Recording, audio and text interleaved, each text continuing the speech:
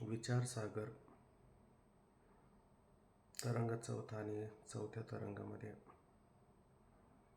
आपला विषय होता की जीव ब्रह्म यामध्ये भेद प्रतिपादक वाक्यांची व्यवस्था. दोन प्रकारचे वाक्य त्यामध्ये सांगितले होते. एक अवांतर वाक्य पाहायला मिळतात आणि एक महावाक्य पाहायला मिळतात. तर दोन प्रकारची वाक्य सांगत असताना त्यामध्ये विशेष म्हणजे तत्त्वमसी हे जे महावाक्य आहे त्याच्यामध्ये तत्पदाचा जो लक्ष्यार्थ आहे ते ब्रह्मचैतन्य आणि तोमपदाचा जो आपला तत्पदाचा लक्ष्यार्थ ब्रह्मचैतन्य आणि तोमपदाचा लक्ष्यार्थ त्या ठिकाणी कुटस्थ. तर हे दोन सांगत असताना या दोघांचा विचार जर केला आभासाच्या ठिकाणी तर या ठिकाणी कोणतं कर्म करण्याचं किंवा कर्मफळ देण्याचं कोणत्या प्रकारचा विशेष विचार आलेला नाही आहे. मग हे काय आहे तर या ठिकाणी जो आभास आहे त्या आभासाला त्याच्याशी काय करायचं आहे, ऐक्य करायचं आहे, एवढंच तात्पर्य सांगितलेलं आहे. आणि उपासना जी आपल्याला करायला सांगितलेली आहे तर उपासना प्रतिपादक वेदवाक्य काय करतात की तोमपदाचा जो आभास त्या ठिकाणी सांगितलेला आहे त्या आभासाने तत्पदाचा जो वाच्यार्थ ईश्वर त्याची काय करायची, त्या ठिकाणी उपासना करायची. त्या ठिकाणी सर्वव्यापक असणारं ब्रह्मचैतन्य किंवा कुटस्थ याची जर उपासना केली तर आपल्याला कोणत्या प्रकारचं फल त्या ठिकाणी प्राप्त होऊ शकतं? फल प्राप्त होऊ शकेल का? त्याचं फल प्राप्त होणार नाही. बरं, मग ही उपासना आपल्याला करायची झाली तर कशाची करायची? एका आभासाने दुसऱ्या आभासाची उपासना या ठिकाणी करायची असा नियम केलेला आहे.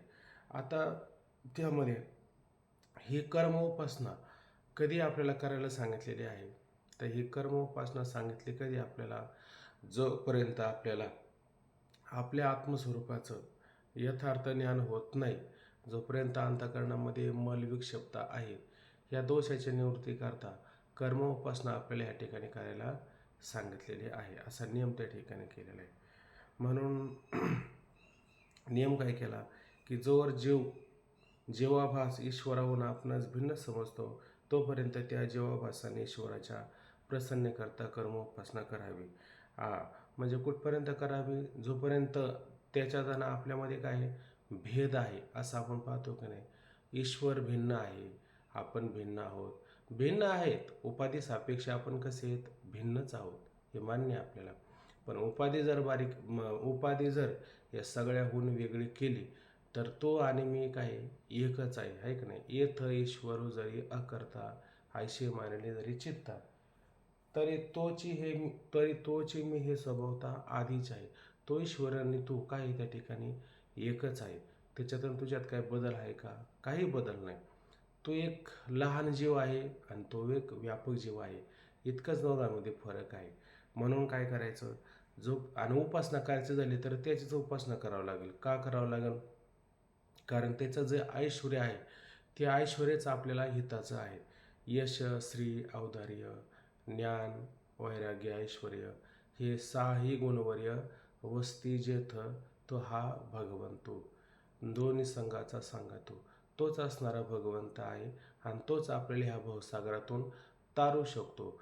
आणि कुटस्थ चैतन्य म्हणा, ब्रह्मचैतन्य म्हणा, यांनी जर तारण्याचा जरी विचार केला तर हे मात्र आपल्याला तारू शकत नाही. मग यांच्याशी काय करायचं? यांच्याशी फक्त आपल्याला ऐक्य करायचे. ते ब्रह्म मी आहे. ब्रह्म म्हणण्याचं तात्पर्य, आभास जर म्हटलं मी आहे तर आभासाच्या ठिकाणी ऐक्य होऊ शकत नाही, त्याची उपासना होऊ शकते. परंतु उपासना जर करायची झाली तर फक्त आभास म्हणजे ईश्वर स्वरूपाचा आभास त्याची फक्त आपण उपासना करायची, बाकीची मात्र आपल्याला उपासना करता येत नाही. आणि कुठपर्यंत उपासना करायची हा एक नियम केला का नाही. एकदा गंतव्य स्थानाला प्राप्त झालो मग उपासना करावं लागेल का आपल्याला? गंतव्य स्थानाला प्राप्त झालो का मग उपासना करायची आवश्यकता पडणार नाही. म्हणून त्याच्या प्रसन्नेकरता आपण उपासना करायची. आपण समजा असं विचार करा की आपल्यावर एखादा व्यक्ती प्रसन्न व्हावा, मग आपण त्याचे पुढे पुढे करतो का नाही. मग तो प्रसन्न होतो आपल्यावरती. तसं आपण ईश्वराला सुद्धा असं प्रसन्न का करावं? कारण त्याच्यापासून आपल्याला काहीतरी फायदा करून घ्यायचा असतो ना. त्याच्यापासूनच आपल्याला काही हित करून घ्यायचं असतं नाही. आणि तोच ह्या भवसागरातून सोडवणारा आहे का नाही. मग प्रसन्न कोणाला केलं पाहिजे? त्याला आपण प्रसन्न केलं पाहिजे. आणि एकदा तो प्रसन्न झाला की मग बाकीच्या गोष्टी करायची काही आवश्यकता आहे का? नाही. मग एकदा ऐसा ज्याचा अनुभव विश्वदेव सत्यत्वे, मग त्याला अनुभव येतो. पण कधी येतो? जोपर्यंत त्याला प्रसन्न तो करत नाही, जोपर्यंत तो ईश्वर त्याच्यावरती कृपेचा वर्षाव करत नाही, तोपर्यंत मात्र त्याला हे प्रसन्न करता करावंच लागणार असा नियम आहे.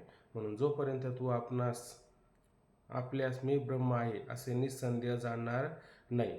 ब्रह्म म्हणजे ब्रह्मच मानायचं बरं का. ईश्वराचे जर ऐक्य केलं तर ब्रह्माशीच ऐक्य करायचं. याच्यामध्ये काही भेद करायचा नाही. आता जसं तुकोबरायांचे अभंग, ज्ञानोबरायांचे अभंग आपण पाहतो की नाही, तर त्याच्यामध्ये ना सगळ्यांचं तात्पर्य काय, तर त्या विठ्ठलाशी समरस व्हायचं. मग काय काय ठिकाणी हे ईश्वरपद ब्रह्मपदाशीच ऐक्य करतं ना, किंचित ठिकाणी ब्रह्मपदाशीच ऐक्य करतं. आणि कधी कधी ब्रह्मपद ईश्वरपदाशी पण ऐक्य करतं कधी कधी. असं पण होत आहे की नाही.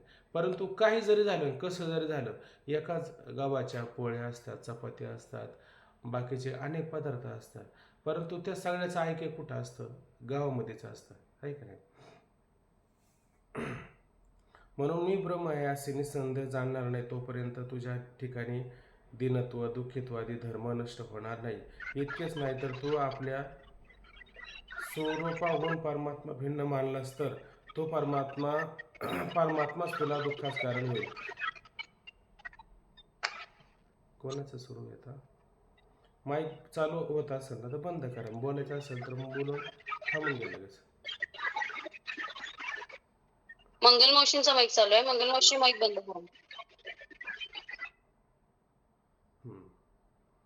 बघा, तो आपल्या स्वरूपाहून परमात्मा भिन्न मानलास तर तो परमात्माच तुला दुःखास कारण होईल. जसं शेतकरी आणि बैल याच्यामध्ये फरक आहे का नाही? शेतकरी आणि बैल याच्यामध्ये फरक आहे, कारण एकमेकापासून ते भिन्न आहे का नाही. मग त्या बैलाला शेतकऱ्यापासून दुःख होतं की नाही? त्या बैलाला शेतकऱ्यापासून दुःख होतं असतं. आणि त्या शेतकऱ्यापासून बाकीच्या घरच्या लोकांना दुःख होतं का? पण बैलाला दुःख होतं का नाही? मग एकमेकाला भिन्न मानले का नाही? तसं परमात्मा जोपर्यंत तुम्ही आपल्याहून भिन्न मानाल तोपर्यंत त्याच्यापासून दुःखाला कारण आहे का नाही, किंवा तोच खरा दुःखाला कारण ठरू शकतो. म्हणून जोपर्यंत त्याच्यामध्ये भिन्नत्व भेद काल याच्यावरती विचार झाला, जोपर्यंत पाहाल तोपर्यंत असणारा हा परमात्मा. आता वाटते का नाही आपल्याला की आपण आता वाईट कर्म केलं म्हणजे हा परमात्मा आपल्याला जीव सापेक्ष कर्म फळदाता आहे का नाही? जीव सापेक्ष कर्म फळदाता आहे आणि तो कर्म आपल्याला केलेले त्याची फळं आपल्याला देणारच आहे. मग कुठपर्यंत फळं देणार आहे? जोपर्यंत आपण त्या परमात्म्याला जाणणार नाही तोपर्यंत फळ भोगावंच लागणार ना आपल्याला. याच्यातून कोणीतरी सुटल का? मग कोणी कशी कर्म केल्यात, कोणी कशी कर्म केल्यात हे आपल्याला वर दिसत नाही, पण त्याला दिसतात की नाही? त्याला सारं दिसतात आणि तो फळ देणार की नाही. बरं, आता आपण कशी कर्म केल्यात, कशी फळे, याच्यापेक्षा काही काहींची इतकी कर्म वाईट झाली होती, 7 रांजण भरून गेले होते, तरी ते मुक्त झाले का नाही? आणि कधी मुक्त झाले? ह्या देहात झाले एका दुसरे देह घ्यावं लागले त्यांना. याची देह याचे डोळा भोगमुक्तीचा सोहळा, असंच झालं का नाही त्याने? मग त्याने काय केलं? परमात्म्याशी एकरूप झाले, ऐक नाही. अनेक अशा त्या ठिकाणी दाशा होऊन गेल्या. पिंगळा नावाची वेश्या होऊन गेले. तिनं काहीच केलं नाही, फक्त एक पोपट घरामध्ये पाळून ठेवला होता आणि त्याला फक्त राघव, त्या पोपटाला फक्त राघव राघव म्हणायचे. राघव राघव जरी म्हटलं तर राघव कोणाचं नाव होतं? तरी राघव त्या श्रीरामाचं नाव होतं. तरी नुसतं राघव राघव, तू ते ऐके ना आराधिता असं काहीतरी मला वाटतं ओवीचे. तर ओवीवाले आपल्याकडे कोणी मंडळ नाही त्याच्यामुळे ते आठवत नाही. मग अशा पद्धतीनं त्या पोपटाला काहीच केलं नव्हतं, म्हणजे रामाची काही सेवा नाही केली, काय नाही केली, नुसतं राघव राघव म्हटलं तरी तिचा उद्धार झाला का नाही? हा, तिचा उद्धार झाला. अनेकांचा उद्धार झाला त्या ठिकाणी. पृथ्वी तारली पाताळशी जाता या पृथ्वीचा सुद्धा उद्धार केला की नाही जड असणाऱ्या. आणि तो का म्हणे आता आम्हा किती आपला उद्धार करणार नाही का? साऱ्याचा उद्धार करण्याचं सामर्थ्य ईश्वरामध्ये आहे, फक्त त्याच्यात भेद नाही पाहिजे. त्याला फक्त आपलं करण्याच्या मागं लागायचं. मग तो गुणदोष नाही पाहत कीर्तनी प्रेमे चक्रपाणी वंशवे. तो तुमचा गुणदोष पाहिल का? तो तुमचा गुणदोष पाहणार नाही. फक्त आपल्या मनामध्ये कपट भाव नसला पाहिजे. लोक काय करतात, कपट म्हणजे त्याला तुकोबराय पाखंडी असं म्हणतात. मग पाखंडी भाव मात्र कधी ठेवायचा नाही. कारण कोणाला नाही कळालं तरी ईश्वराला मात्र ते कळतच असतं का हा याच्या मनामध्ये पाखंडी भाव आहे, हा दिखाऊपणा करतो, हा दांभिकपणा करतो. आणि जिथं जिथं दांभिकपणा असेल ना, देव त्याची प्रत्येक ठिकाणी फजिती करत असतो. तुकोबराय म्हटले का नाही, अवगुणाच्या हाती आहे अवघी फजिती. अवगुणीच लोक असतात आणि देव मग ते आणि संतांचं देवाचं कामच ते असतं का त्याची काय करायची, फजिती करायची. मग ते प्रत्येक ठिकाणी संसारात घरादारात प्रत्येक ठिकाणी फजिती करतात. मग काय करतात ते दांभिकपणा करतात. मग माणसाने सगळ्याला फसावं पण देवाला कधी फसवू नाही असा नियम असतो. आता हे कधी असं बोललं म्हणजे आपल्या वरमीच लागत आहे ना, आणि हे वरमी लागायसारखंच बोललं पाहिजे का नाही आपण? अहो हा म्हणा ना, हे वरमीच लागत ना आपल्या, का चुकीचं आहे काही? नाही लागत, नाही लागत. अहो कळालंच पाहिजे, बोलले पाहिजे, बोलल्याशिवाय कळणार पण नाही. असं असतं. ते पोरं शाळेमध्ये जायचे ना, मग तिथं ना एखाद्याने फी जर भरली असेल तर ते ते पत्र त्याच्या घरी पण यायचं परत वारंवार, आणि तिथं लिहिलं असायचं की ज्याने फी भरली आहे त्याने याचा विचार करू नये. तो विचार करतो का? ज्याने फी भरली तो, आणि ज्याने फी नाही भरली त्याला लागतं का नाही? त्याला लागतं. तुम्ही म्हणता आता लागत नाही, याचा अर्थ तुमची फी भरलेली, आणि ज्याने भरली नाही त्याला लागेल का नाही? त्याला लागतं. म्हणजे ज्याच्या मनामध्ये पाखंडीपणा असतो, दिखाऊपणा असतो, त्याला मात्र हे लागल्यासारखंच होतं असतं. तो आपले मिसळबाबा नेहमी सांगतात की हे चिंतन जे आहे का नाही, हे कथा कीर्तन पाठ वगैरे हे रेडीमेड कपड्याचं दुकान असतं. हे ज्याचं त्याला लागत असतं. आणि माणसाने असंच बोलावं, लोचटपणाने कधी बोलू नये, तोंड चोपड्या गोष्टी कधी करू नये. जे खरं आहे ते बोलायचा प्रयत्न करावा. लोकांना सांगण्यापेक्षा स्वतःला जास्त सांगण्याचा प्रयत्न करावा. स्वतःच्या आता रात्री आता पाटाला हजर राहण्याची सुद्धा व्यवस्था नव्हती, तरी पण हजर राहणं आपलं काम आहे. किती जर काही गोष्टी होत्या पण हजर राहणं काम आहे का नाही आपलं, हजर झालंच पाहिजे. जर नुसतं फक्त निमित्त काहीतरी भेटलं जमणारच नाही. मग याचा अर्थ वेळ नाही भेटला का सकाळचा तुम्हाला उठायला, वेळ भेटला ना, मग एक तासभराने तुमचं असं काय नुकसान होतं बरं त्याच्यामध्ये? काय नुकसान होत नाही एक तासभराने. पण तरी पण लोक त्याच्यातच आळस करतात. ते काल रात्री कोकाटे महाराजांचा फोन आला तर आमचा तमोगुण वाढला, मान्य केलं त्यांनी. मला याच्यात त्यांना शाबासकी देऊ वाटते, ते आता पाठवते. तमोगुण वाढला हे त्यांनी मान्य केलं का नाही, बस मग त्याला ईश्वर सुद्धा मान्य करतो, माफ करतो त्याला. त्याला त्याचं पाप पुण्य पाहत नाही कधी कधी, तो ईश्वर त्याला सांभाळून येतो. फक्त मान्य केलं पाहिजे आपण. हा असं असतं. जाऊ द्या, ते वाढत चालत. तो परमात्माच तुला दुःखाच कारण होईल असे वेद आपले वेदांत असे प्रतिपादन केले आहे की जो भेद पाहतो तोच दुःखरूप मृत्यूचा भक्ष होतो. कोण भक्ष होतो मृत्यूरूप मृत्यूचा? पाचव्या तरंगात येणार आहे की जो भेद पाहतो म्हणजे आपल्यापासून भिन्न पाहतो, आहे का नाही? प्रत्येकाला भिन्न पाहतो आणि प्रत्येकाला भिन्न पाहून आणि प्रत्येक शब्दामध्ये त्याची काय करतो, उपेक्षा करत असतो. अशा अर्थाने म्हणायचं काही अशा अर्थ नाही, उलट नायकता सुखे करावे ताडणं, पाप नाही पुण्य असे फार, ऐक नाही, असा नेम आहे, ऐक नाही. यासी कोणी म्हणे निंदेचे उत्तर नागवेला खरे तोच एक. याला निंदा अमुक तमुक उपेक्षा असं म्हणत असेल त्यांनी मोठी आपल्या जीवनातली हानी केलेली आहे, ऐक नाही. भेद पाहतो म्हणजे काय, भेद पाहू नये म्हणून असं बोलायचं असतं.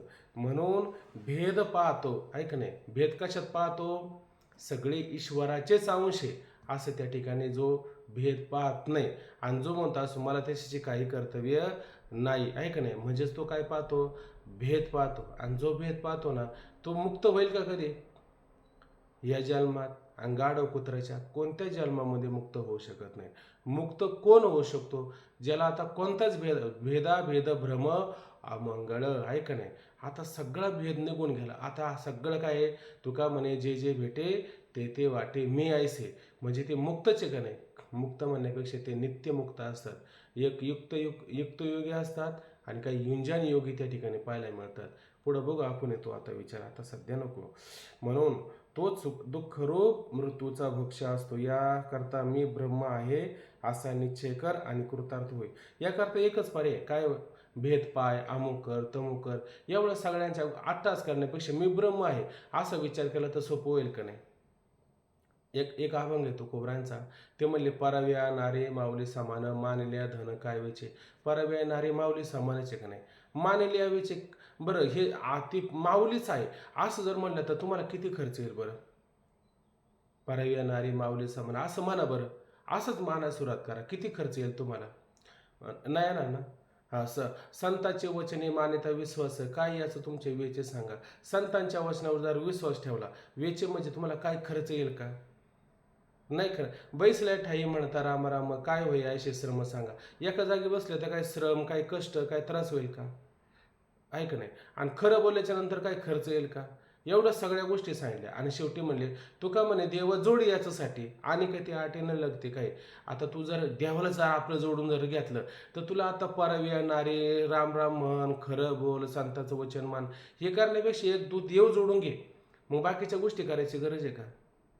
तसं मी ब्रह्म आहे एवढं जर करून घेतलं, बाकीच्या गोष्टींची काय आवश्यकता पडेल का? हा याच्यामध्ये भेद पाहिला, त्याची उपासना कर, हे कर, ते कर. सगळ्याचं तात्पर्य काय? ते गंतव्यस्थान, ते ब्रह्म मी आहे असं त्याने काय करावा, विचार करावा. आणि एकदा ते जोडून घेतलं, बाकीच्या किरकोळ कारकोळ गोष्टी काही घ्यायची गरज आहे का?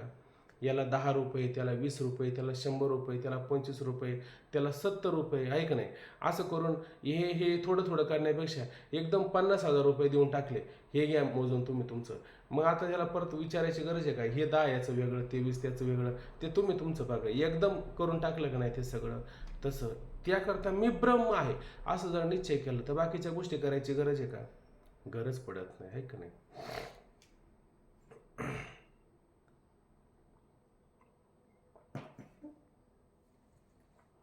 आता परिच्छेद 33 बघा आता. अहम ब्रह्म असे ज्ञान कोणास होते? ओंकार महाराज सांगणार आहे का? बघा तयारी आहे. नाही, बोला ना बाबा. नाही, मी आता फक्त हाय रेकॉर्डिंग चालू आहे तुमचं, तुम्ही बोला वाटलंच तर. घसा दुखतोय. अजून बरं नाही वाटत?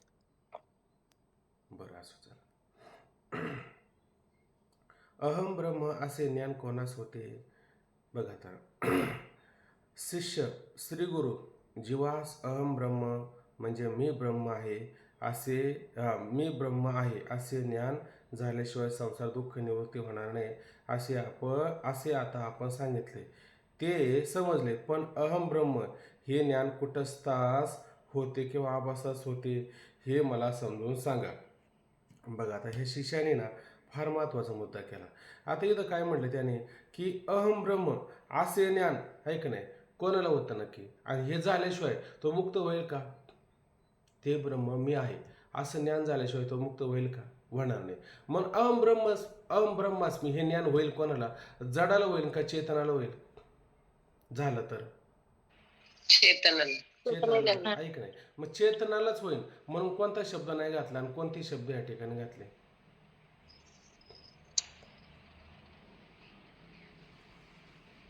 कोणता शब्द घातला, कोणता शब्द नाही घातल्याने? कुठंच चैतन्य घातलं. हा शब्द आ बुद्धी अंतकरण घातला नाही. बुद्धी नाही आभास. घातलं, अंतकरण नाही घातलं, ऐक नाही. काय घातलं शब्द त्याने? कुटस्थ शब्द वापरला, आभास शब्द वापरला.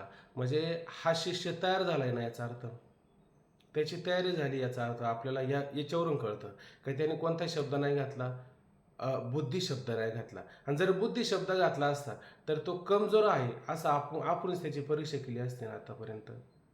आपणच म्हणलं असतो यांनी बुद्धी शब्द घातला म्हणून हा शिष्य कमजोर राहिला, आहे का नाही? तो कमजोर नाही राहिला, तो तयार होत चाललाय. तो शिष्य जसा तयार होत चाललाय का नाही, तसं आपण पण त्या ठिकाणी तयार होत चाललं पाहिजे. म्हणून श्री गुरु जेव्हाच अहम ब्रह्म म्हणजे मी ब्रह्म आहे असे ज्ञान झाल्याशिवाय संसार दुःख निवृत्त होणार नाही असे आता आपण सांगितले. काय सांगितलं? याकरता मी ब्रह्म आहे असा निश्चय कर आणि कृतार्थ होईल. याच्याशिवाय दुसरा पर्याय आहे का? हा एक शेवटचा एकमेव पर्याय, आणि तुम्ही किती फिरून आले तरी हाच एक पर्याय करायचा, मी ब्रह्म आहे. याच्या वाचून दुसरा काही पर्याय नाही आहे.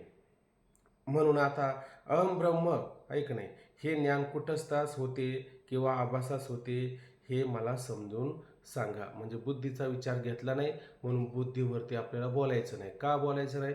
कारण बुद्धी मुळात कशी आहे, कल्पित आहे का नाही? आणि कल्पित बुद्धीला ज्ञान होणं शक्य आहे का? जडाला कधी ज्ञान होणं शक्य आहे का? जडाला कधी ज्ञान होत नाही. आणि जड कधी कीर्तनाला कथेला पाठाला जातात का? ते कधीच जात नाही. ऐक नाही हे तर कीर्तनाशी जाता म्हणजे त्याचे तुकोबराय म्हणतात की त्याचे त्याचे काष्टासारखे हातपाय होतात. त्याची बुद्धीसुद्धा काष्टासारखी होती, विचार पण करायला तयार नसते. असे काष्ट म्हणजे लाकडाचे होतात. म्हणून त्याचा विचारच आलेला नाही, कारण ते जड असतं ना, आहे का नाही. म्हणून या ठिकाणी त्याचा विचार आलेला नाही. फक्त कुटस्थ आणि आभास या दोघांचाच विचार आला. त्याचाच विचार आपण या ठिकाणी करू. श्री गुरु बुद्धिस्त चिदाभास भासास होते, कुटस्थास होत नाही. बघा, आता जे ज्ञान व्हायचं आहे का नाही, ते कशामध्ये होणार आहे की बुद्धिस्त आहे का नाही, बुद्धीमध्ये स्थ असणारा जो कुटस्थाचा आभास, बरोबर आहे की नाही, त्या आभासास म्हणजे कुटस्थास होत नाही, फक्त आभासास होतं. कोणत्या आभासात? चैतन्याचा पडलेला आभास, म्हणजेच कोणता? चिदाभास. त्या चिदाभासास होते, कुटस्थास होत नाही. कारण कुटस्थ असंग निर्विकार उदासीन आहे. बघा, हे कुटस्थाला का होत नाही बरं? मुळात कुटस्थाला होण्याची काय गरज आहे का? कुटस्थाला होण्याची काही गरज नाही. तर कुटस्थ कसा आहे? असंग आहे. तो कोणाशी संग करतो का? बरं, बुद्धिरूपी वृक्षावरती 2 पक्षी सांगितले, ठीक आहे का नाही. एक फक्त साक्षी रूपाने, एक फक्त काय? साक्षी रूपाने. मग तो म्हणतो का तू फळं खातो, आहे का नाही, आणि तू फळं खायलेली मी पाहिलेली आहे का नाही, तू फळं खायलेली मी पाहिलेली आहे, असा तो कधी कुठंच त्या आभासाला म्हटला का आतापर्यंत? तो साक्षी रूपाने आहे, ही गोष्ट मान्य. पण कुठंच असं म्हणलं का? जसं कृष्ण परमात्म्याने घाटावरली माती खाल्ली, आहे का नाही, आणि बलराम दादानी पाहिली. मग बलराम दादा कोण झाला? साक्षी झाला. आणि कृष्ण कोण झाला? कर्ता भोक्ता झाला, आहे का नाही. आणि बलराम दादा काय म्हणला? याने माती खाल्ली आणि आईला जाऊन सांगितलं का नाही घरी, आहे का नाही, आईला जाऊन सांगितले. आणि याने काय सांगितलं? माती मी खाल्ली नाही. आता एवढा प्रसंग नाही वाढवायचा. म्हणजे एक करता, आहे का नाही, करून भोगलं, आहे का नाही, एक भोगता झाला आणि एक साक्षी झाला. पण त्याने आळ घेतला का नाही बलराम दादा? हा म्हणला का नाही, बलराम दादा खोटं बोलतो बलराम दादा, आई गाई नाही खाल्ली मी माती, आहे का नाही. तसं या दोघांची कधी भांडणं झाली का? याने कधी आळ घेतला का ह्या कुटस्थाने? का ह्या आभासाने अशी कर्म केले? तो साक्षी आहे. मग साक्षी तरी कसा म्हणावं त्याला, सांगा तुम्ही आता. तो कधी त्याच्यावर आळ तरी घेतो का? आळ घेतच नाही. कारण त्याला कोणाशी संग करायचा विषय आहे का? तो मुळातच निसंग आहे, तो मुळातच असंग आहे का नाही. आणि असंग आहे म्हणूनच तो कोणाशी संग करत नाही. म्हणून त्याच्या ठिकाणी विकार आहे का? कुटस्थाच्या ठिकाणी विकार नाही. मुळात तो कसा आहे? निर्विकार आहे. आकाश पाहिलं का नाही? आकाशाशी कोणाचं भांडण असतं का? आकाश कोणाबरोबर भांडण करतं का? पाऊस आलाय काय, पाऊस पडलाय काय, आहे का नाही, ढग आली काय, ढग गेली काय, सूर्य आला काय, सूर्य गेला काय. आकाश आपलं कसं असतं? उदास असतं, आहे का नाही, उदास असतं. तसा हा कुटस्थ कसा असतो? उदास असतो. त्याला कोणाशी काही कर्तव्य आहे का? कोणाशी संग करतो का? कोणता विकार आहे का? मग कोणता विकार नाही, काही घेणं देणं नाही, मग त्याला ज्ञान व्हायची गरज आहे का? जो मुळात उदास असतो त्याला सुख दुःख काय असतात का? काहीच नसतात. आणि त्याला मुक्त तरी व्हायचं असतं का? मुक्त व्हायचंच नसतं. मुळात त्याच्या ठिकाणी बद्धतेचं एक तरी लक्षण आहे का? कुटस्थाच्या ठिकाणी, कुटस्थाच्या ठिकाणी बद्धतेचं एकही लक्षण आहे. मग कुटस्थाला ज्ञान होणं उपयोगाचं आहे काही? आणि त्याला ज्ञान व्हायचं काही कारण तरी आहे का? याच्यातलं एक जरी वाटलं ना आपल्याला की कुटस्थाच्या ठिकाणी असा दोष आहे, मग त्याला ज्ञान होणं गरजेचं होतं. पण एकही दोष त्या कुटस्थाच्या ठिकाणी दिसत नाही. मुळात तो कसा आहे? सच्चिदानंद रूप आहे, ऐक नाही, असंग आहे, निर्विकार आहे, उदासीन आहे. म्हणून कुटस्थाला ज्ञान होण्याचं काही कारण नाही. मग उरल्यापैकी आता कोण उरला ज्ञान व्हायला? बुद्धीत तर ज्ञान होत नाही. मग उरला कोण? आभास, चैतन्याचा पडलेला आभास, तो चिदाभास. कारण कुटस्थ असंग निर्विकार उदासीन आहे. त्यास मी ब्रह्म आहे असा विकार होणे संभवणे. ते मी ब्रह्म आहे असं तरी म्हणेल का तो कुटस्थ? म्हणणार नाही, आहे का नाही. मग बाकीचा विकार होणं संभवनीय आहे का? बाकीचा विकारच होणं संभवनीय नाही आहे. आता परिच्छेद क्रमांक 34. आता शंका झाली, समाधान झाले. आता आपल्याला या ठिकाणी काय पाहिजे? आभास पाहिजे. आभासाविषयी विचार करायचा.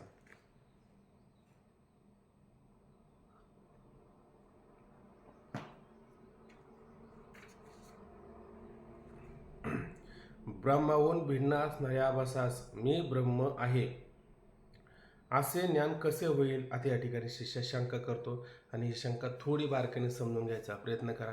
शंका जर समजली तर आपल्याला पुढं आभासाच्या अवस्था पाहिजेत आणि आभासाच्या अवस्था व्यवस्थित जर समजून घेतलं तर आपण सुद्धा आनंद व्याप्तीपर्यंत जाऊ शकतो. तर आता ही शिष्याची शंका आहे, ती शंका समजून घ्या की हा आभास जो आहे तो ब्रह्माहून कसा आहे, भिन्न असणार आहे. मग त्याला मी ब्रह्म आहे असे ज्ञान कसे होईल, त्याच्यामध्ये शंका करतात. पहा शंका. शिष्य: महाराज, कुटस्थ निर्विकार आहे आणि आभास तर बुद्धीत उत्पन्न झाल्यामुळे तो ब्रह्माहून पृथक आहे असे आपण जीव चैतन्याचे लक्षण सांगताना सांगितले आहे.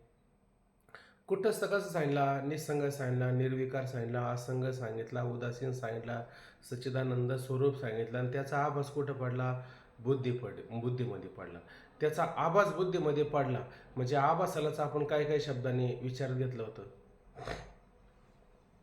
त्या आभासाला चिदाभास चिदाभास चैतन्याचं प्रतिबिंब. प्रतिबिंब आहे की नाही? फल पण असं म्हणू शकतो त्याला. एवढे अर्थ केले की नाही त्याचे आपण. आणि तो कुठे? बुद्धीमध्ये पडलेला आभास म्हणजे सावली. जसं आरशामध्ये आपलं प्रतिबिंब पडतं तसं ह्या कुटस्थाचं प्रतिबिंब, सावली, छाया ही कुठं पडलेली आहे? बुद्धीमध्ये पडलेले आहे की नाही?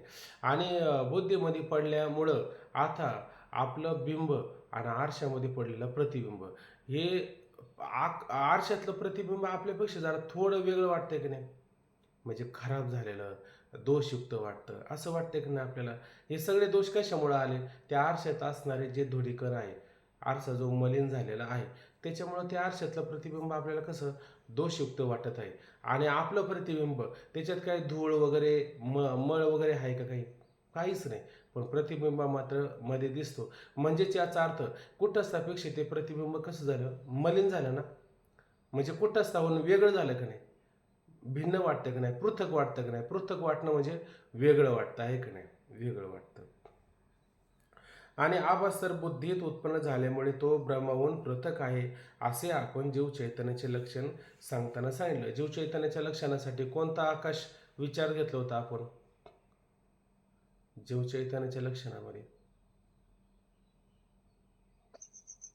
इतका उशीर? जलाकाश. जलाकाश.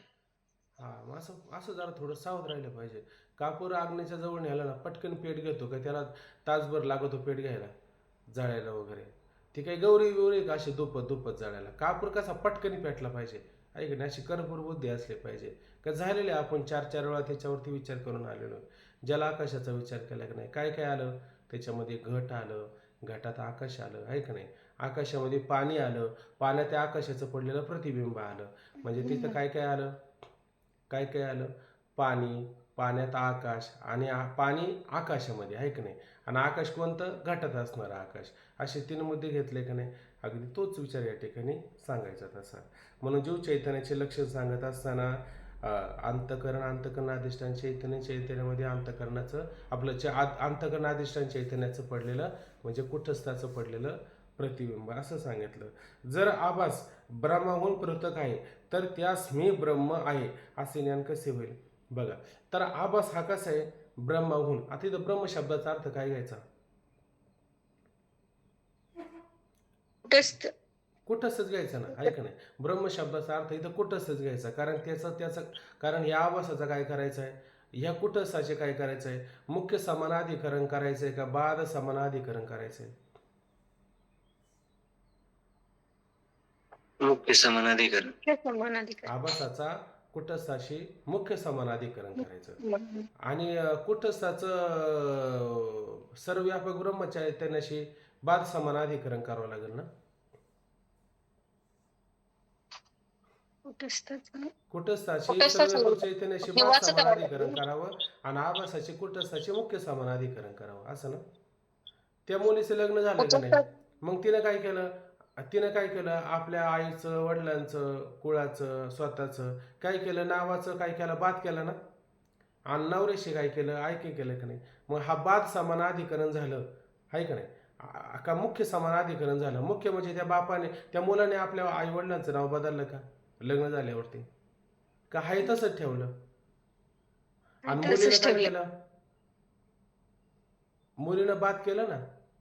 मग मुलीनं मुलीचं बात केली. मुलाशी लग्न होताना बाद समानाधिकरण सांगितलं ना.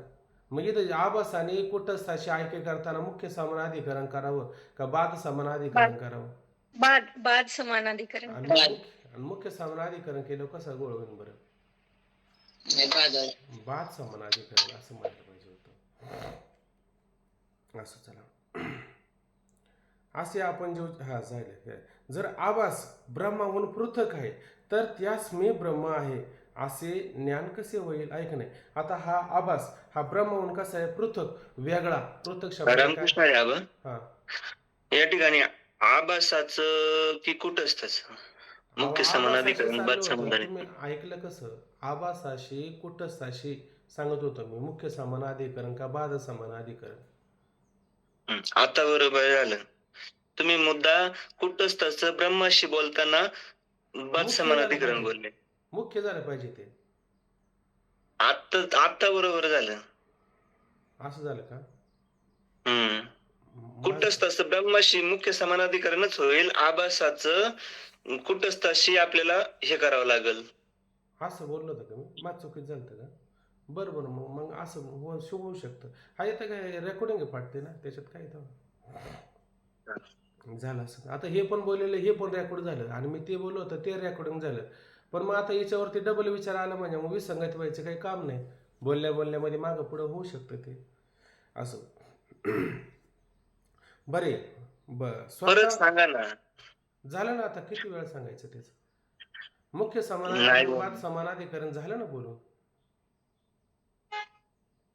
अहो, आभासाला कुटस्थाशी जर समानाधिकरण करायचं असेल तर ते मुख्य समानाधिकरण का बाद समानाधिकरण असं बोललो होतो ना. बाद आता ते बाद समानाधिकरण झालं आणि कुटस्थाला ब्रह्माशी ऐक्य जर करायचं असेल तर मुख्य समानाधिकरण असं. जर आभास ब्रह्माहून पृथक आहे तर त्यास मी ब्रह्म आहे असे ज्ञान कसे होईल? है का नाही? कसे बरे स्वतः ब्रह्माहून पृथक असणाऱ्या आभासास मी ब्रह्म आहे असे ज्ञान होते असे मानले तर ते ज्ञान ब्रह्मरूपच मानले पाहिजे. आहे का नाही? बघा आता याच्यात फार महत्वाचा मुद्दा आला की काय म्हणले त्याने की हा आभास जो पडलेला आहे त्यालाच आपण जीव असं म्हणतो. तर तो आभास कसा आहे? ब्रह्माहून पृथक झाला का नाही? का बरं ब्रह्माहून पृथक झाला? त्याचं कारण आहे ब्रह्म कसं आहे? असंग आहे, निर्विकार आहे, असंग आहे, निर्विकार आहे, उदासीन आहे. तसं हा आभास असंग आहे का? नाही ना असंग. याला थोडं झालं का हे मिळवावं ते मिळवावं, हे करावं ते करावं याचं चालूच असतं का नाही? आणि याच्या ठिकाणी कोणता विकार नाही बरं? हा सगळ्या विकारानेच भरलेला आहे. आणि हा कधी उदास असतो का? हा कधीच उदास नसतो. याला थोड्या वेळ तरी शांत बसता येतं का? हा थोड्या वेळ सुद्धा शांत नसतो. म्हणजे याच्या ठिकाणी कसं आहे? हा ब्रह्माहून पृथक झाला का नाही? ब्रह्माहून म्हणजे कुटस्थाहून पृथक म्हणजे वेगळा झाला का नाही? हे आपल्याला वरच्यावर कळतं का नाही? किंवा आपल्याला अनुभव येत नाही का? आपल्याला त्या ठिकाणी अनुभव येत असतो. म्हणजे हा कसा आहे? ब्रह्माहून पृथक आहे, वेगळा आहे, निराळा आहे. म्हणून ब्रह्माहून पृथक असणाऱ्या आभासास मी ब्रह्म आहे असे ज्ञान होते असे मानले तर ते ज्ञान भ्रमरूपच मानले पाहिजे. तर ज्ञान ते सत्य होईल का? स्वप्न पाहतो का नाही आपण स्वप्न? बरं स्वप्नातलं जे ज्ञान असतं ते सत्य असतं का मिथ्या असतं? स्वप्न ऐक नाही. स्वप्न मिथ्या आणि त्या स्वप्नातलं ज्ञान मिथ्या आणि मिथ्या स्वप्नातलं जे ज्ञान असतं ते ज्ञानाने जागृतीची निवृत्ती होईल का? नाही होणारच नाही ना. तुम्ही मिथ्या स्वप्नातलं किती जर ज्ञान मिळवायचा प्रयत्न केला आणि त्याच्यातले पदार्थ मिळवायचा प्रयत्न केला आणि जागृतीमध्ये त्याचा उपयोग करायचा ठरवलं तर त्याची निवृत्ती काही केलं तरी होईल का? स्वप्नात भरपूर धन मिळालं आणि ते जागृतीत आणलं तर येईल का ते जागृतीत? आणि ते नाही आणि तुम्ही म्हणले नाही स्वप्नामध्ये मी अमुक धन माझ्याजवळ होतं आणि ते मला मिळालंच पाहिजे. तुम्ही काहीतरी करा ते धन मला मिळवून द्या. मिळवता येईल का? आणि ते मान्य तरी होईल का? कारण ते धन कसं आहे धनच मुळात खोटं आहे त्या ठिकाणी. ऐक नाही. आणि ते धन खोटं असल्यामुळं ते खऱ्याची निवृत्ती करेल का? करणार नाही. तसा हा आभास कसा आहे? आभासच मुळात कसा आहे त्या ठिकाणी? विकारी आहे, विकारी आहे, साऱ्याचा संघ करणारा आहे, आहे का नाही? आणि तो ब्रह्माहून निराळा आहे का नाही? आणि मग त्याचं ज्ञान ब्रह्माहून सुद्धा कसं असणार आहे? निराळच असेल ना, का सत्य ज्ञान असेल त्याचं? ते ज्ञान सुद्धा ब्रह्माहून निराळं असेल. आणि आपल्याला कोणतं ज्ञान पाहिजे? ब्रह्मप्राप्तीचं खरं ज्ञान पाहिजे, यथार्थ ज्ञान पाहिजे, सत्य ज्ञान पाहिजे. आणि तर सत्य ज्ञान त्याला मिळवता येईल का? सत्य ज्ञान त्याला मिळवता येणार नाही. आणि सत्य जर ज्ञानच झालं नाही, तर सत्य स्वरूप असणाऱ्या कुटस्थाशी संग करता येईल का? ऐक्य होईल का त्याचं? ऐक्य होणार नाही.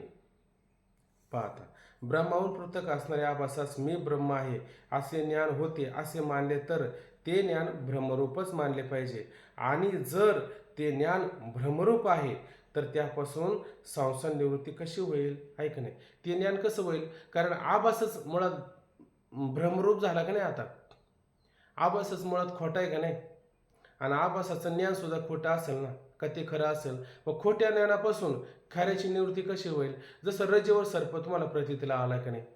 बघा तिथं उदाहरण दिलं, सर्पाची निवृत्ती सत्य रोजू ज्ञानाने होते. जर तिथं सत्य रोजूचं जर ज्ञान झालंच नाही तर त्या सर्पाची निवृत्ती होईल का? आहे का नाही? तुम्ही म्हणले नाही ना, तुम्हाला सर्प प्रतीतीला आला का नाही? मग आद्यस्थ पदार्थ आणि आदिष्टान पदार्थाची निवृत्ती होते असं म्हणलं तर तुम्हाला मान्य होईल का? मग आदिष्टान पदार्थाच्या ज्ञानाने निवृत्ती होते का आद्यस्थ पदार्थाच्या ज्ञानाने निवृत्ती होते? अधिष्ठान पदार्थाचे हा, अधिष्ठान पदार्थाची. अधिष्ठान पदार्थाचं. मग अधिष्ठान रज्जू हे कळालं का नाही आपल्याला? आणि आद्यस्थ त्याच्यावरती सर्प आहे का नाही? मग आपल्याला सर्पाचं ज्ञान होऊन चालेल का? सर्पाचं ज्ञान झालं म्हणजे आद्यस्थ पदार्थाच्या ज्ञानाने अधिष्ठानाची निवृत्ती झाल्यासारखं होईल. तर तो मुळात सिद्धांतच चुकीचा होतो. म्हणून काय करावं लागेल? अधिष्ठान पदार्थाच्या ज्ञानाने आद्यस्थ पदार्थाची निवृत्ती संभवते असा नियम आहे का नाही? तसं या ठिकाणी सर्पाची निवृत्ती सत्य रज्जू ज्ञानाने होते असा अनुभव आहे. म्हणून आभासाच्या मी ब्रह्म आहे अशा भ्रमरूप ज्ञानाने संसार निवृत्ती होणे शक्यच नाही, आहे की नाही? आता आभास कसा आहे? त्या ठिकाणी भ्रमरूप आहे का नाही? आणि त्याला ज्ञान होणारं ज्ञान कसं आहे? भ्रमरूप आहे. आणि भ्रमरूप ज्ञानाने, आहे का नाही, सत्य पदार्थाची प्राप्ती होईल का? सत्य पदार्थाला मिळवता येईल का? मिळवताच येणार नाही. आता त्याच्यामध्ये पण आता पुढं नियमच असा आहे की हे ज्ञान जे होतं की नाही आपल्याला, हे ज्ञान सत्य असलं पाहिजे असा नियम नाही. उलट ते ज्ञानच मिथ्या असलं पाहिजे. कारण तुम्हाला विचार जर केला तर हा संसार सत्य आहे का मिथ्या आहे? संसार मिथ्या. आहे का नाही? मिथ्या आहे का नाही? आणि मिथ्या पदार्थाच्या निवृत्ती करता काय पाहिजे आपल्याला? ज्ञान. सत्य पाहिजे का मिथ्याच पाहिजे? मिथ्याच पाहिजे. मिथ्याच पाहिजे, आहे की नाही? पण ते आता सध्या लक्षात येणार नाही. ते कुठं येणं लक्षात आपल्याला? 5व्या तरंगामध्ये गेलं का तिथं लक्षात येईल असा नियम आहे तिथं. कारण नियम काय केला की समान सत्तेमध्ये साधक बाधक व्यवहार होत असतो, विषम सत्तेमध्ये साधक बाधक व्यवहार होत नाही. परंतु आता ती शंका इथं उपस्थित झाली नाही आणि त्याचा विचार पण इथं करायचा नाही, आहे का नाही? कारण ब्रह्माची सत्ता कोणती आहे? पारमार्थिक सत्ता आहे. आणि तुम्हाला भ्रम कोणत्या सत्तेत झालाय? व्यावहारिक सत्तेत झालेला आहे. मग निवृत्ती कोणत्या सत्तेत झाली पाहिजे? व्यावहारिक सत्तेमध्ये झाली पाहिजे. आणि व्यावहारिक सत्तेची निवृत्ती होण्याकरता समान सत्तेमध्ये साधक बाधक व्यवहार होतो. विषम सत्तेतला साधक बाधक समान सत्तेमध्ये मात्र करता येत नाही असा नियम त्याने पुढे केलेला आहे. तो नियम आहे ना, आपण पुढे गेल्यावर पाहू. आता सध्या इदाचा नियम आपण पाहून घेऊ. म्हणून आभासाच्या मी ब्रह्म आहे अशा भ्रमरूप ज्ञानाने संसार निवृत्ती होणे शक्य नाही.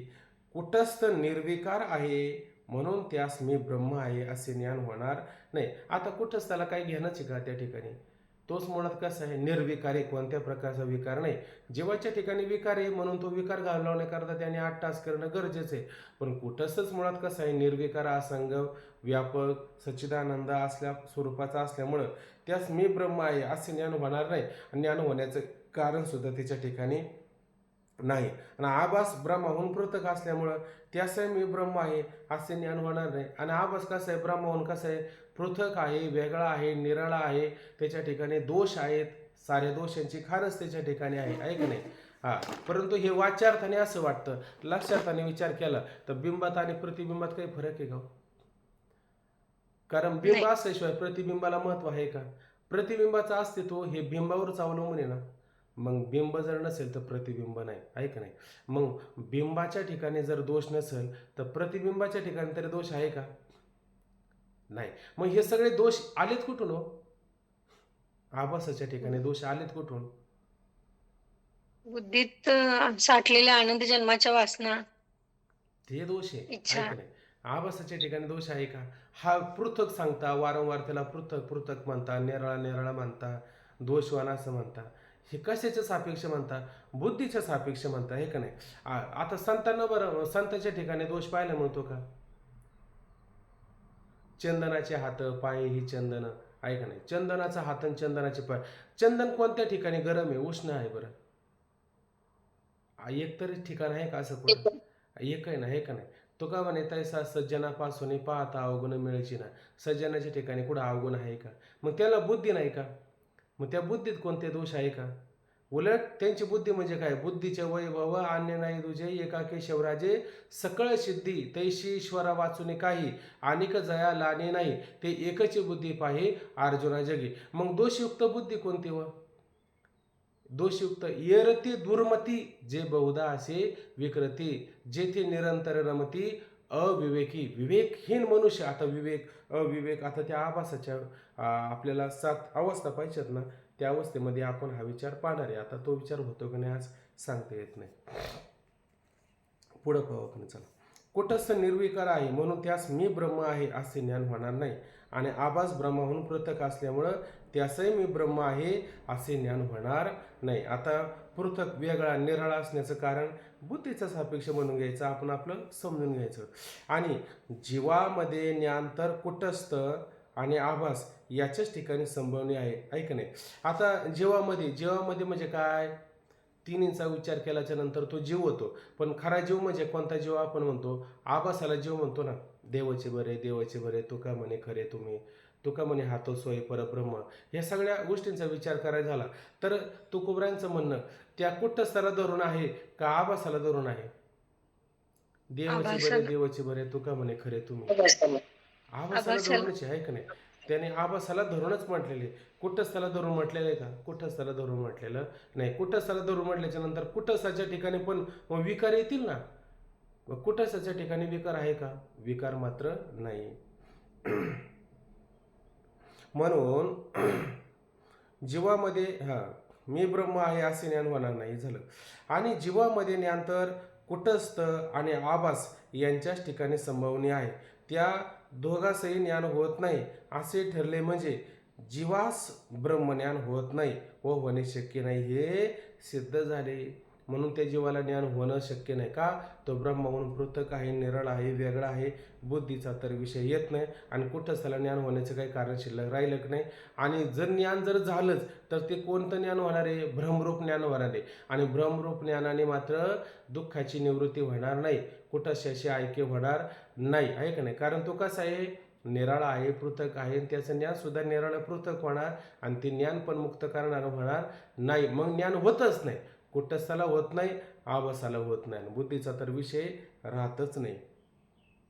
म्हणून जीवास ब्रह्मज्ञान होत नाही व होणे शक्य नाही हे सिद्ध होते. आणि आपण तर निश्चयाने सांगता की मी ब्रह्म आहे, ऐक नाही, मी ब्रह्म आहे, ऐक नाही, असं ज्ञान त्या ठिकाणी काय कर? प्राप्त करून घे. असा निश्चय करून घे.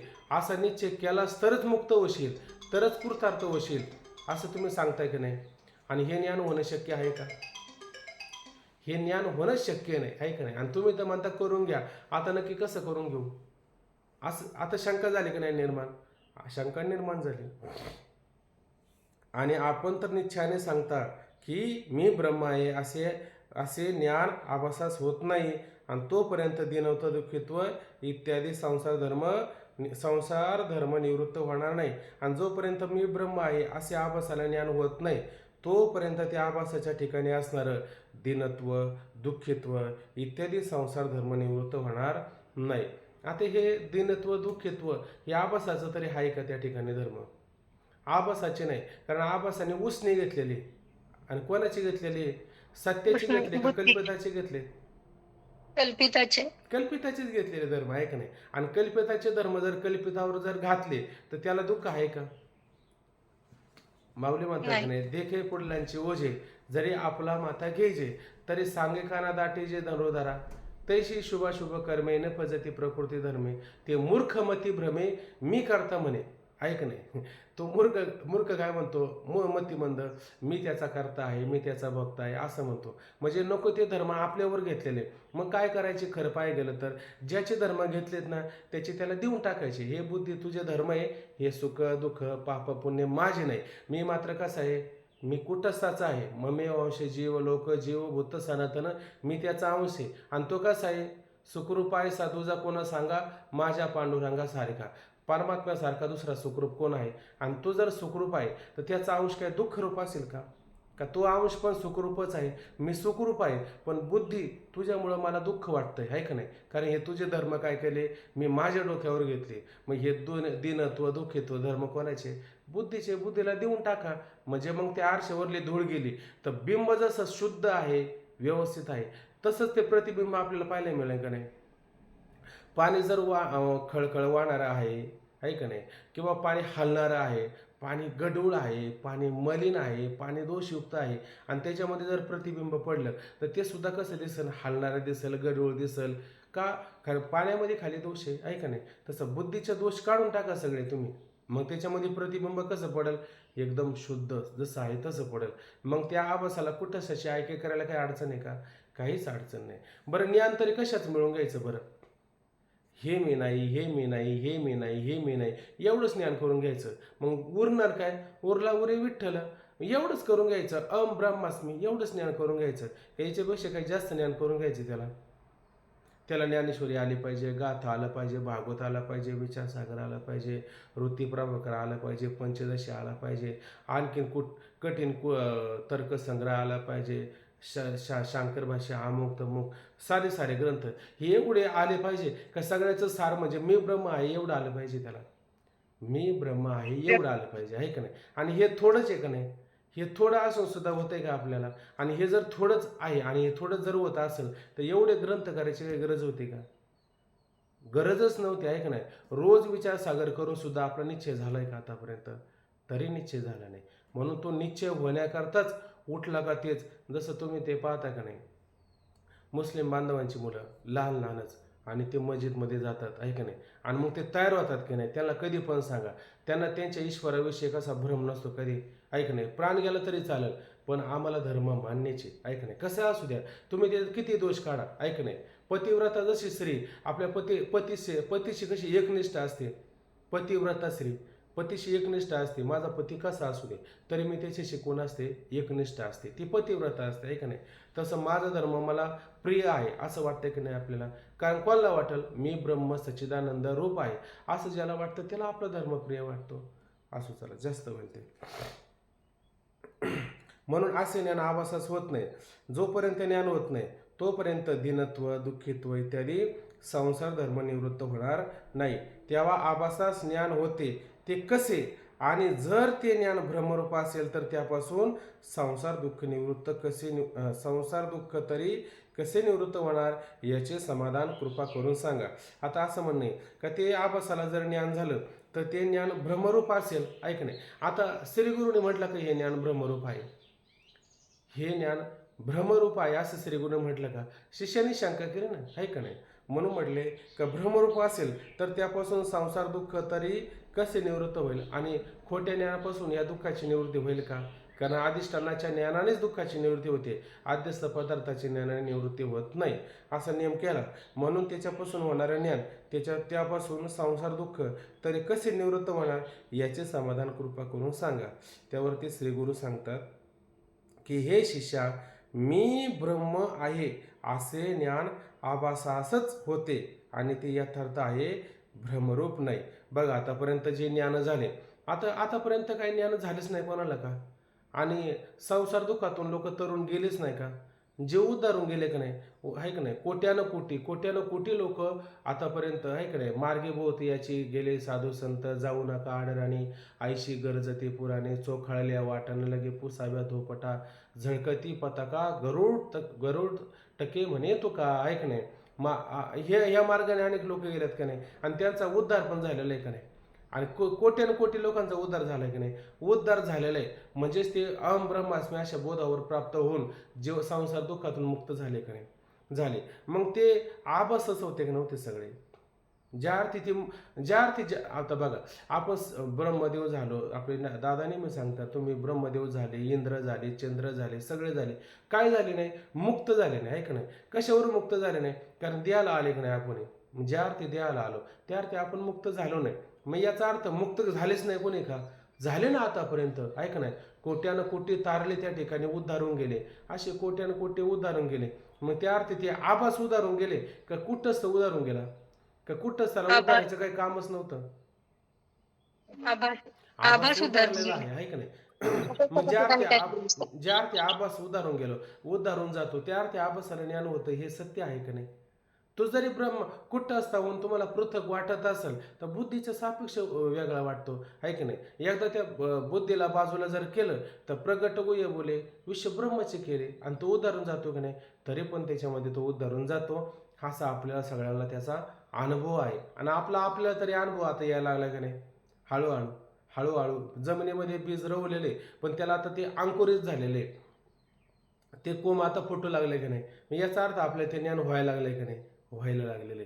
मग आभास उद्धारत नाही का? आभासाचा सुद्धा उद्धार होतच असतो. आणि आभासाचाच उद्धार होईल ना, दुसरा कशाचा उद्धार होईल बरं? बरं, जे बीज पेरलेलं असेल त्याचा उद्धार व्हायचं काही कारण आहे का? मग ते बीज काय फक्त खायच्या कामाचं राहतं, आहे का नाही? पण जे बीज भर्जित न्यायाप्रमाणे नाही, भाजलेलं नाही, आहे का नाही? ते मात्र उगवून येतच असतं, आहे का नाही? असं एक नेहमी असो. म्हणून अशी ज्ञान आभासाचंच होते आणि ती यथार्थ आहे, भ्रमरूप नाही. हे तुझ्या लक्षात येण्याकरता वेदांत शास्त्रात आभासाच्या 7 अवस्था सांगितल्या आहेत. आता आभासाच्या ज्ञानाच्या काही 7 अवस्था आहेत. त्या आभासाच्या आपल्याला काय करायच्या? 7 अवस्था या ठिकाणी सांगितलेल्या आहेत. त्या तुला प्रथम सांगतो, आहे का नाही? जसं आपण म्हणतो ना, देवाची याद्वारे उभा क्षण भरी तेने मुक्तिचारी साधेल्या. आपण म्हणतो देवाचे द्वार, हे द्वार तरी किती हो? काही ठिकाणी 9 द्वारं पाहायला मिळतात, काही ठिकाणी 7 द्वारं पाहायला मिळतात, ऐक नाही? मग हे द्वार वेगवेगळ्या अर्थाने कीर्तनकार सांगतात कीर्तनातून. तसे आता या आभासाच्या 7 अवस्था म्हणजे काय? या 7 अवस्था म्हणजेच एक देवाचं द्वार आहे. या द्वारातून त्या द्वारात, त्या द्वारातून त्या द्वारात, हे एक द्वार आपल्याला पार करायचं असतं. त्याच्यामध्ये काही द्वारं काय असतात? कारण रूपाने असतात, म्हणजे बीज रूपाने असतात. आणि काही द्वारं त्या ठिकाणी फळभावाने सुद्धा आपल्याला पाहायला मिळत असतात. आता ते साक्षात बंधनाला कारण कोणत्या अवस्था आहेत, मुक्त होण्याला कोणत्या अवस्था आहेत, आनंद व्याप्तीला कोणत्या अवस्था आहेत, हे सगळं आपण काय करू आता? उद्याला पाहू. आता या ठिकाणी वेळ झालेला आहे.